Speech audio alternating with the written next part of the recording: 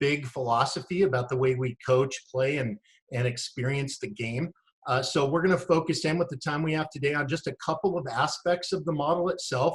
Ones that we feel are of course, the whole model is relevant to coaches, but specifically want to focus in on a couple of the pillars, of the foundational pillars of the model that really relate closely to what coaches will be doing when they hit the field. And we realize at USA Football that coaches are the key to this model coming to life. And so to have the opportunity today to share the plan, the philosophy, the ideas of what we're promoting in the model with the folks, with the men and women who really bring it to life in the trenches every day. When you blow the whistle and those young kids run up and grab a knee, that's where something like this really comes to life. And we value that. It's a huge piece of the model itself, our coach education and training.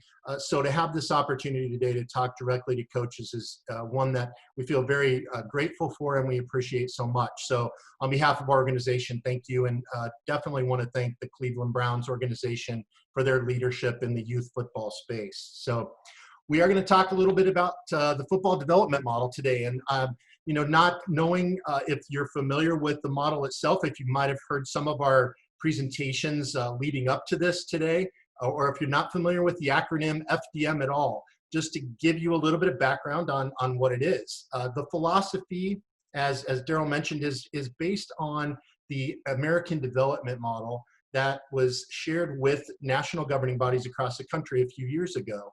And it's based on concepts of long-term athlete development. And how do we grow an athlete in our game and in our sport? How do we keep them engaged and retain them in our sport? And to have a long-term look at how we can do that. So the model itself has different stages involved where we develop a young athlete as they first come into the game, both boys and girls, and get them involved as quickly and as efficiently as we can, and help them fall in love with the sport. One of the things I'd like to share if you leave today is just the idea that one of the driving messages we like to share with and through the model itself is to make sure that we are prioritizing instilling a love for the game of football before we prioritize teaching the sport. Not that teaching the sport is not important, and we definitely want to do that. This model is built around skill development and how we engage athletes and how we really develop better players through this progressive skill and foundational learning. But with that being said, we realize the first step is to make sure that we create a love and a passion for the sport of football. And we engage our young athletes and their parents, their guardians, the people that matter to them, because they are the future coaches, the future stakeholders in our game that will be the moms and dads that put their own kids into our sport. So their experience with us is hugely important. So this framework really does look at how we not only coach the game, but how it's experienced by the player. How do we practice it? How do we teach it? And we use this game and we embrace the platform to make sure that we're growing that whole child, not just embracing the responsibility we have to teach the technical aspects of the game, such as running and passing and catching and athletic movement, obviously very important things, and including the X's and O's. Along with that, we want to equally, as with the same amount of passion, embrace the responsibility we have to help the child grow cognitively, socially, and emotionally as well. So we address those important aspects of child development through the model. As we mentioned, it is based on long-term athlete development, and it's the idea of building a foundation of skills. And our success pathway goes as this. It's developing the human being first, then the athlete, than the football player.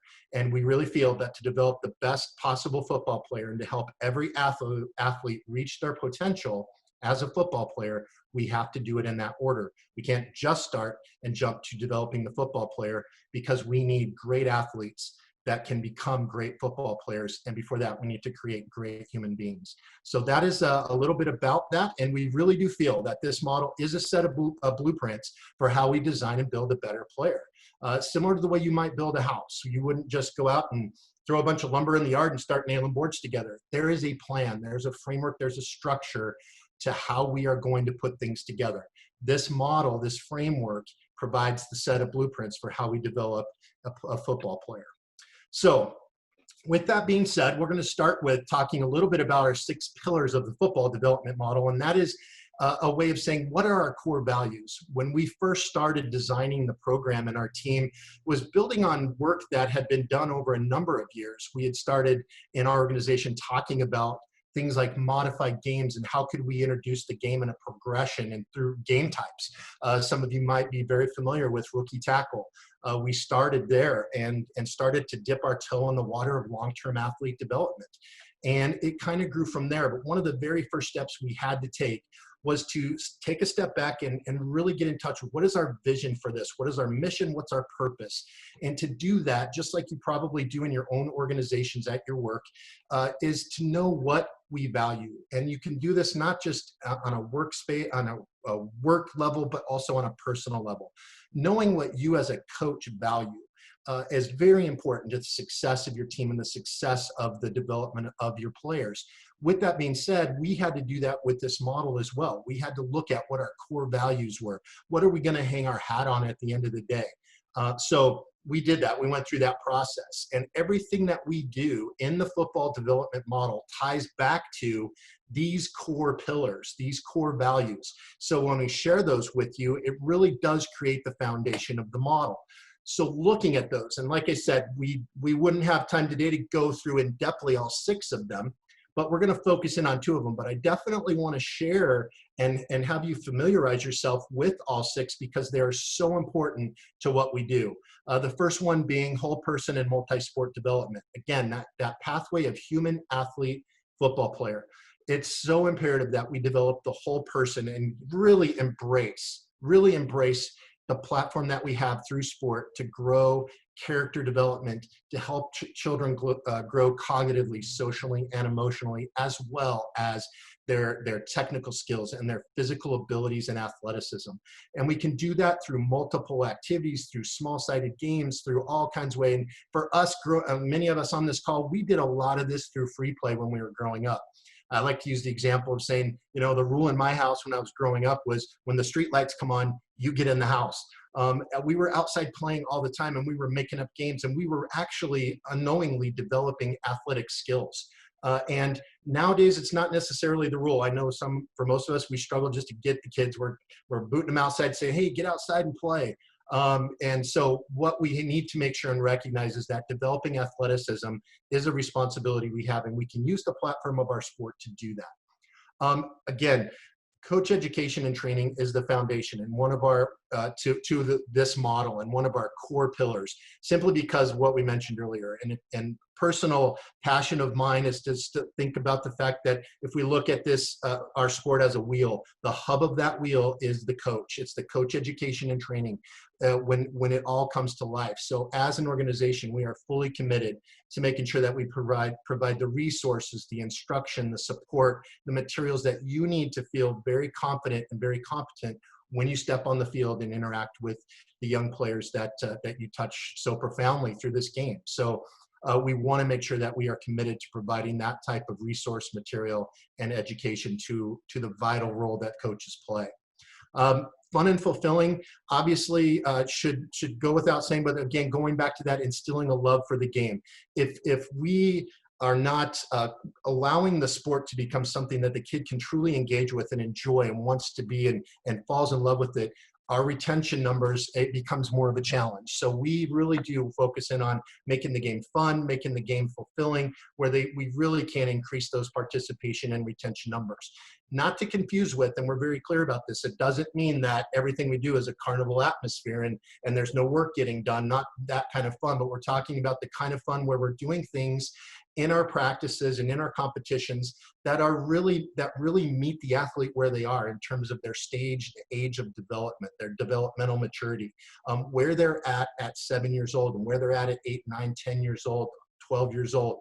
And as many of you know, coaching a 7-year-old is way different than coaching a 12-year-old. So we want to help coaches understand that and find ways and help support them and encourage and find what those best practices are by coaches that are doing this, where kids are getting engaged and really enjoying the experience and coming back for more. We are going to talk about the two of the top pillars on the right side there, physical literacy and skill development, very important. So we're going to dig into that one here in just a little bit, as well as multiple pathways and entry points. So I'll jump down again to participation and retention. That is one of the goals of this model, is we want to see, and it's a mission, a vision, and purpose of USA Football to advance, unify, and grow the game. And participation and retention is a huge piece of that. We want to create a model that you can use as a coach in a community, in a league, that really does engage those athletes and makes your numbers, helps your numbers of participation, and whether kids come back the following year to participate really addresses those things. So we do want to advance, unify, and grow the game. But we are going to just focus on two of these pillars today, and that is physical literacy and skill development, and multiple pathways and entry points. And we'll start a little bit with the physical literacy piece. So I do get asked the questions many times, what are we talking about when we say physical literacy? What exactly does that mean? Simply put, we're talking about understanding how the body moves. We refer to it on our team as the ABCs of athleticism. Things like agility, balance, coordination, strength. So when you think about someone who you're watching at maybe an NFL or a collegiate level, and you say that person is an excellent athlete, and they're using our sport as the platform, but at the end of the day, they're just a great athlete. When you think about physical literacy, what is it that makes them a quote unquote great athlete? It is those intangible qualities of things like agility, balance, coordination, strength, speed, stamina, those types of skills. So we do understand in the model, again, of that success pathway, for an athlete to reach their potential as a football player, we have to develop athleticism in our players, and we have to be intentional and focused on that. So, and again, right skill at the right stage at the right time. And so we want to be doing things developmentally that help that child grow. If you think about in terms of just something simple like balance, in terms of a 5 or 6 year old learning balance, they really will struggle with just standing on one leg and reaching over and touching a cone. But by the time they're 7 and 8 years old, we can advance that and help that grow. They can do that skill fairly easily. Even skills as simple as running and jumping and hopping and skipping and rolling, those skills have to be developed. And we concentrate on those very strongly in the model itself, and provide coaches and leagues with this kind of information so that you know what kinds of skills we're talking about. And many of you, it's inherent to what you do. You've been coaching for a long time, so you understand very well what we're talking about here. But just providing, again, those resources and support that can help reinforce that for you and give you and increase your toolkit as a coach. As mentioned, we're basing it on long-term athlete development. So we're talking about things like developmental readiness. And when we say that, what we mean is what we're asking of our athletes in terms of the workload and the actual skill. Is it something they can handle with their body shape, size, and their musculature? Are they developmentally ready, or can they handle that load? We look at those kinds of things. Bottom line is this: through physical literacy and skill development, we're going to help that athlete build competence, and desire. And that comes back to that fun and engaging piece. When they feel confident and competent with what they're doing, we're not asking them to do something they're not maybe even physically able to do. It's going to increase their engagement with the sport, and it's going to help them to fall in love with the sport because they feel success. And we're pushing them to reach their potential, even in that stage of development.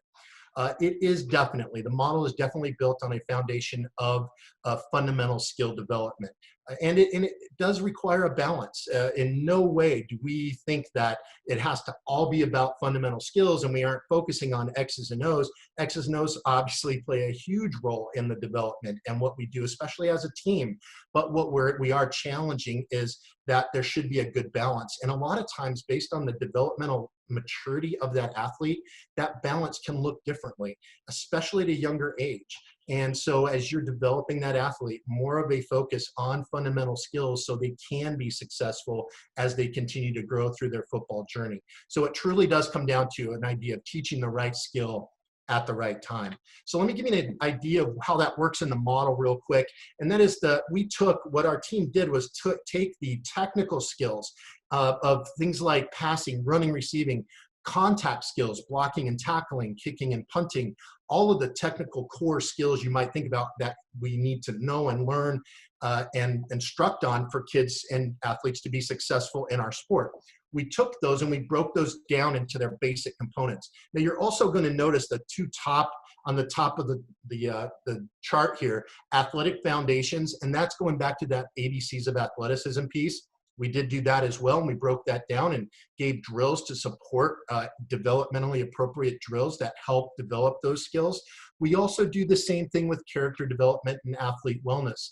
As we mentioned earlier with that whole person pillar, we want to make sure that we are taking the time to help that young athlete grow, not just as a football player, but as a human being. So, and again, going back to the age differences, at 6, 7, 8 years old, where they are at cognitively, socially, and emotionally. For instance, they're just learning how to take turns at that age. By the time they're 12 and 13, many of you probably say they're still learning how to share and take turns at that age as well, but it is different, and we're challenging them and teaching them different skills. And it's the same core skill, but teamwork, for example, we're still teaching teamwork, but how we teach and instruct teamwork at the younger ages might look a little bit different than the way we do it at the older ages, but still at the core, it's about teamwork, leadership, and servant leadership and organization and accountability, all those important skills that are very important to the growth of the athlete. So we're going to talk a little bit more about the technical skills. So we're going to use one of these technical skills. We're going to use passing as the example to help you see how this is broken down. So we're taking a skill, and we did this with passing, we did it with receiving, we did it with running the football, we did it with kicking and punting and our contact skills. But what we did was we took a skill, and we're going to use, like I said, passing here. Passing is the core skill. It's the one technical skill we're talking about. What we did is working with subject matter experts, and in this case, experts on quarterback play. And we looked at what are the major skill elements involved in that core skill. Whether you're just learning how to throw a football, or whether you're paid professionally as a quarterback for the Cleveland Browns to throw a football, the skill elements are the same. So we broke those down. So there are 4 of them, and I'll share those with you. But one of the first ones is posture. That is a skill element that is true, whether you're first learning to throw or whether you're professional at it. Posture is important. So how do we teach posture? The next step in that is, so once we've identified that skill element, is to say, how do we know what good posture looks like? So we identify what we call KPIs, or key performance indicators, and we help coaches with this information. And we say, one of the ways you can identify whether posture is correct or not is to make sure that they understand the concept of having their cleats in the grass, that their feet are stable and solid and their base is solid. So what we do from there is we start to break it down and provide drills that help support those key performance indicators, which then essentially promote and help instruct on posture, which all lends itself to passing. So let me show you what this looks like in our player progression guide. If you look at the very top here, the skill element again is passing, but the core skill is passing. The skill elements in passing, and these are the same no matter what age, whatever stage of development you are. The first one is pre-pass position. The second one is posture, as we just talked about. The third one is arm mechanics, and the last one is finish. All of those skill elements are true for wherever you're at developmentally. But at this stage, so this is for our 5+, 5, 6, and 7-year-olds. What we did is we said at this stage, we're talking solely about skill element of pre-pass position. We are going to, at this age, if we can just make sure that we teach them these 2 key performance indicators in terms of pre-pass, that is grip and base. If we can get to those, we've set a good foundation. Well, how do we teach those things? We provide drills to support the instruction of this skill element. So we are teaching grip and base to help with that pre-pass position. So you'll notice by the time this athlete is 12, 13 years old, notice again, skill elements are the same, but you can see now that pre-pass position, the key performance indicators have definitely expanded by this time. And now by the time they're 13, 14 years old, we're talking about not just grip and base, but we're talking about things like ball carriage and drops. And how do we teach those things? Again, drills to support those learnings. And we do this for every skill element to teach passing. So it really gives that framework, again, those set of blueprints for how we teach passing. And we do that with receiving, we do it with running, we do it with all of our contact skills and such. So it gives you a great idea of how the skill and physical literacy all aligns with teaching that athlete how to progress. Now, if you think of this model in two big buckets, one is that progressive skill development with those technical skills individually. The next bucket is the game pathways. And one of the core pillars, as you know, is multiple pathways and entry points. Just like progressive skill development, we believe that a young player can learn the game through a progression in the different game pathways. So we offer 3 different categories of different game categories with different games within those categories.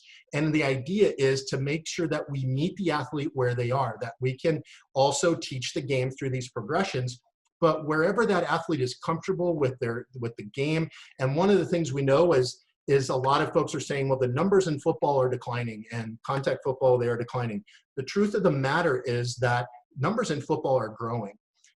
They are growing because in the non-contact space right now, in the flag football space, we are seeing great numbers of growth in our game, still football. So our motto is any football, when it's taught correctly, is good football. Our challenge is how can we align this and really teach transferable skills to all athletes, regardless of the game type. We want to teach transferable skills that instill confidence and competency. So the 3 categories, as you can see on this slide, we have a non-contact game category, and that is flag football right now. The game type within that is flag. We also believe, again, thinking about player development, we can teach all aspects of the game as they progress in their football journey.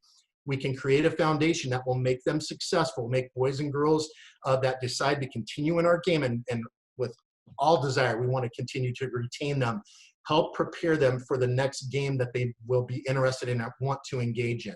So, but make sure that we're instructing and aligning those skills so they're getting a firm foundation and development so they're ready for that next stage.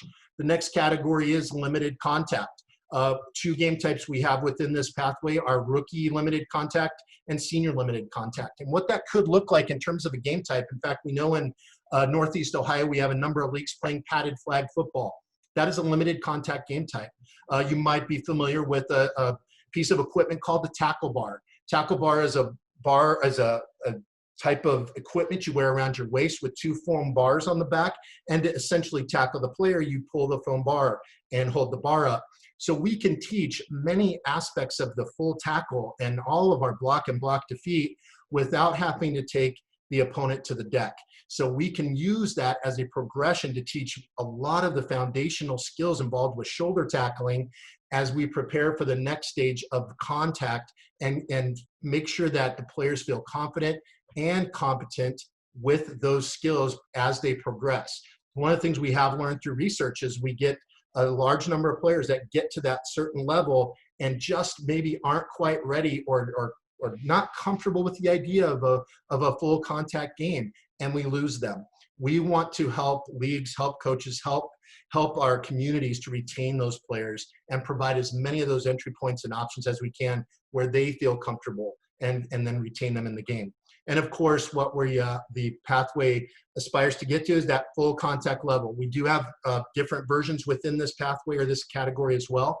Rookie tackle, as many of you are familiar with, our modified version of tackle, played with fewer players. It does have some rule modifications, which again help progress to that full contact, traditional full field game that we think of as senior tackle. As athletes get to that level and play on a full 100-yard field, most of the times an 11-on-11. Some communities play 8-on-8, 6-on-6, based on what their high school typically does. But it's a full field version of the game. So you can see how we want to provide multiple pathways and multiple entry points. This does also allow us to introduce contact in a progression. We know that one of the things we have learned from research is that contact can and should be taught in a progressive way. So with skills like tackle and block defeat, we also include our prep for contact, where we teach our players how to get comfortable with the idea of making contact with the ground and falling and rolling and engaging with another player. If you think about it, we play a sport where 65% of the time the play ends with me on the ground or my opponent on the ground. With that being said, we need to do things that help our players get comfortable with that kind of engagement. And that includes falling, rolling, tumbling, all the skills that we would normally have learned through roughhousing and playing outside. We need to incorporate those now so that we get them comfortable and confident with the idea of contact before and as we put them in situations to actually experience it. So those are the multiple game types. And again, giving you a pretty quick overview of these things. We'd love to talk to you more about these, and our regional managers in this for the Northeast Ohio area, always available to talk with you, give you more detailed information. Certainly reach out to me, reach out to my team, our team, and we'd love to talk to you about any of the modified game types, again, categories, the limited contact, the non-contact, or we'd love to talk to you about the player progression guide, which delineates these different skills and breaks them down and provides the drills to help teach that. We love to talk about this. We think it is a great way to teach the game, to develop better players, and to really align our sport so that we are teaching transferable skills that will help not only develop better players, but will help retain and promote our game in a way that kids stay involved. So we have a lot of supporters, as you can see, including and very grateful for the role that the Cleveland Browns play, have been really at the forefront of this as we started to introduce ideas like rookie tackle a number of years ago. The Cleveland Browns jumped right in and understood how beneficial that could be to helping advance, unify, and grow the game in the Ohio area. So very grateful to them and many of our partners. As we wrap up today, and if you are interested, again, my contact information, love to have you reach out. We did want to let you know that because of the great partnership and the leadership demonstrated by the Browns organization, if you use the code CBrownsNFL20, when you register for your online coach certification at USA Football, just put that code in and it'll cover your coach certification. So we definitely appreciate the time and to share with you today. And more importantly, we really appreciate the leadership of the Browns organization and truly my own personal background. I come from education background and where I've worked very closely with our communities and our league programs across the whole state. And I'll tell you, there is not a more important role that you will play as a youth football coach in developing and engaging these players. Everything beyond youth football, and I'm talking about high school, collegiate, and the NFL, have you to thank for setting a foundation of involvement, a foundation of engagement and passion for our sport. And you are the cog in that wheel, especially at the youth football level. And we are very grateful for you because we realize without the work that you're doing with our young athletes and our future football players at those levels, without you, that doesn't happen. So thank you so much on behalf of USA Football for what you do. We'd love to engage with you. And any questions that we can answer, like I said, reach out. And I'll turn it back over to you, Coach Taylor. Thank you very much, Michael. Really appreciate you taking the time again to speak with us about the football development model. As you mentioned, Cleveland Browns, we're a big advocate for this progression of the USA football development model. Really appreciate you. Before we leave, we have a couple questions that came through, so I want to give you a couple minutes to answer those. First question was, what if we had a kid that is gifted beyond his age in regards to the football development model or the athlete development? How do you coach that kid as opposed to the rest of the kids that's on his or her team? Man, that is a really great question. Here's what I think would be important to note. Number one, although we provide some age bands for training, we provide stages. What we have to realize is that that's based on what we normally consider a bell curve, on what's kind of the norm for those ages. And we use nationally normed standards to design much of this, physical education standards. So what does the average 8-year-old, how far can they throw? How far can they jump? How fast can they run? With that being said, I'd like you to think about the same thing and correlate this to how it works in a classroom. So if you're teaching 6th grade, let's say, and you're teaching reading, you're going to have most of your sixth graders are going to be reading at a sixth grade level, but you're also going to have some that are reading a little bit lower, maybe at a second or third grade level, but you're also going to have some reading at an eighth and a ninth grade or even a 10th grade level. That is the same thing in sport.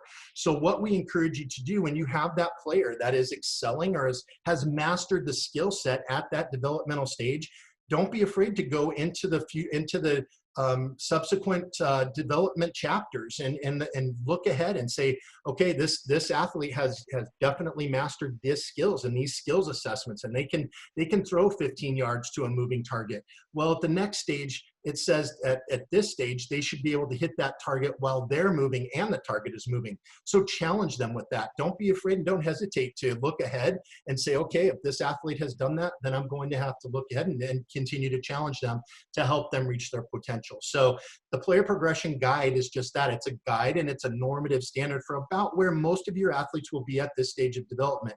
But you're going to, just like you're going to have that one that's mastered all the skills also, and you all know this very well, you're going to have some that are coming in for the very first time and they've never played before, and you might have to look back a little bit in those previous chapters, those previous stages, and say, I might need to introduce this a little bit slower, or I might need to introduce this in a different way so they get the foundation skills before I can jump them into this stage of development and work on this skill. So there definitely is that individual component, and we understand that is a huge challenge for coaches, but it's one of the things that makes it most exciting.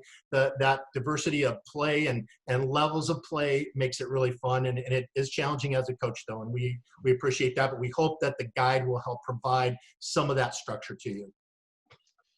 Awesome. Thank you very much. Next question was, during rookie tackle, at what point should the players transition from looking at a written up play from a coach in a huddle to a play call from the sideline or messaging from another player? Yeah, great question. And I think that is going to solely be, it's going to be situational. So when you think about it, and the reason I really, really like that question is I think it speaks to the importance of knowing where your players are on a cognitive level. So when we talk about that whole child, we talk about that cognitive, social, emotional development. Knowing the play is one thing, but how to process the play and can I remember the play, that is actually a cognitive developmental piece. And based on the developmental stage and developmental maturity of the athlete you're coaching, that's going to look different. If it's at a 8 or 9 year old level, you may have to continue to have cards, or you may have to still give the play in the huddle, like with the coach out there. But we know as those players advance, we have some 10, 11, 12-year-olds playing rookie tackle. Easily the coaches decide that they don't need to be on the field, but they can just send the play in with a player. So very situational based on the cognitive maturity of the players you're coaching. And again, to say this, to make this reference, even on that team, there's going to be a number of kids, maybe most, that can remember the play when it's sent in from the sideline. You're still going to have a number that maybe cognitively they're at a different level. They're just trying to remember the snap count. And then you're going to have some that have got the whole playbook memorized. So it's really going to be situational. It's also going to be based on that individual. But just have a feel and know where your kids are at that stage and at that level, and see what works. And you may have to work at a little bit different pace based on where they're at. Awesome. Thank you again. So we have one final question that came through, unless we have someone else. In regards to rookie tackle again, how many positions should a player learn? Great question. As you know, in rookie tackle, we very much encourage position sampling. So when we say that, one of the things we're very clear on, it doesn't mean that the athletes need to rotate to all different positions during a game. But what we do encourage is in practice and in competitions throughout the season, try as hard as you can to rotate kids so that they get an experience at many different positions, as many as they can. As you know, a lot of our rookie tackle is encouraged at a 6v6, 7v7, 5v5 level, or 8v8 level. And we do encourage throughout the season, make sure they're getting that experience. Again, what's most important is this, when they're playing rookie tackle and at the stage of development that they're playing it, we truly don't know what the end result, what the potential of that athlete is as they get up into the upper and more advanced levels of football. I don't know about you, but in my coaching career, I had many kids that started playing a position when they were 10, 11 years old, but by the time they were 14, 15 years old, They might be a quarterback at the youth league at 9 and 10 years old, but by the time they're 14, 15, they've grown and they're an all-state lineman. So the idea is, again, make sure we're really teaching all of our athletes the skills that will make them successful, including those athletic skills. But all your players should be learning how to throw a football. All your players should be learning how to receive and catch and run with a football, no matter what position we've got in our mind that they might play in the future. At these levels, we want to be exposing them to as much as we can, because it's going to develop the athlete that will help them reach their potential as a football player later on. Awesome. So I had no additional questions that came through. Do you have any last parting words or any words of wisdom for the coaches? Yeah, no, just a big thank you again. The work you're doing is, as we mentioned earlier, it's hugely impactful. USA Football is here for you as a support resource, not just through our certification, which we really believe in, and is brand new this year. We've rolled out some new concepts in the way that we present our certification. So we're excited to share those with you. As if you are interested in learning more about the football development model, please reach out to myself, to your regional manager, and we will get you the information you need for your league, for your parents. And we'd love to be on this journey with you as we reimagine the game and how it's coached, experienced, and played. Awesome. Thank you very, very much, Michael.